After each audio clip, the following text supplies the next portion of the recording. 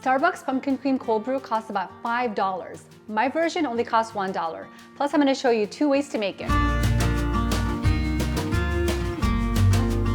All right, so the cool thing about this recipe is that I was actually live with Kelly and Ryan making this recipe 2 different ways. So I'm gonna show it to you guys today the way I did it on national television. Okay, so we're gonna start with heavy whipping cream and we're gonna use a mason jar and measure about 8 ounces. Next, you're gonna add about 2 to 3 tablespoons of maple syrup. And I just pretty much eyeball this part, followed by 2 tablespoons of pumpkin puree. And you want to make sure to use pumpkin puree that's just pure pumpkin and not pumpkin pie filling. And that's because pumpkin pie filling actually has sugar in it and it also has some more spices in there. Finally, we're going to add half a teaspoon of pumpkin pie spice. And if you don't have pumpkin pie spice, you can actually just use a little bit of cinnamon, a little bit of nutmeg, and some ginger. And the cool thing about this recipe is you actually don't need any kind of fancy equipment to make it. You can just use a mason jar, cover it up, and then shake it up. Like really shake it up for a whole minute to 2 minutes until your arms get a nice workout. We can also do some squats over here.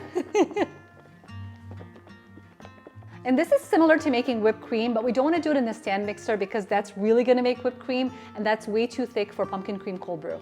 And if you have a husband nearby doing nothing on his day off, you can get him to do some shaking too. Okay, now it's time to actually make the pumpkin cream cold brew. So we're going to use a tall jar like this, fill it up with ice, and you can use any cold brew that you want. Starbucks actually makes a cold brew, so you can use it to actually get closer to their taste, or you can actually make it at home. And we want to leave a little bit of room up top.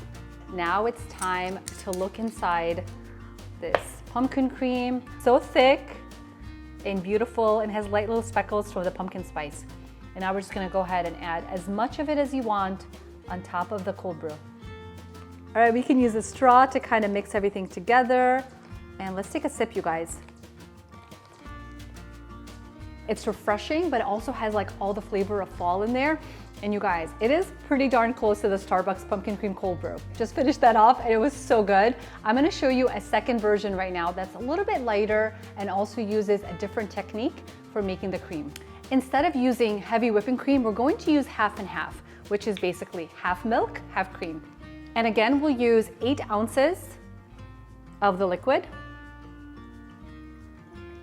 And you know the drill, similar recipe, we're going to use some maple syrup, as much of it as you want to sweeten it.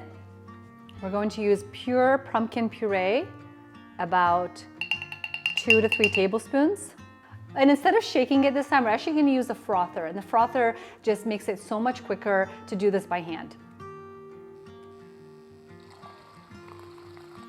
You can also do this with a blender if you wanted to, and you can also do it with a French press and just kind of press it down a few times until it's nice and frothy. And that's the key here. We just really wanted to get a nice froth on it and make sure everything is well blended. And you'll notice that the mixture will actually almost double in size. That's how we start at 8 ounces and it'll pretty much fill up this entire mason jar. Now we just assemble. You're gonna add some ice cubes, some of this cold brew, and again, as much of the pumpkin cream as you'd like. All right, let's do a taste test.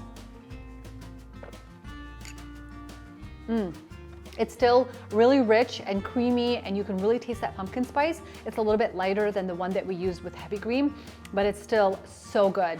I hope you guys enjoyed both of these versions of the pumpkin cream cold brew. And if you did enjoy this video, I hope you can share it with some friends and family. See you at the next video.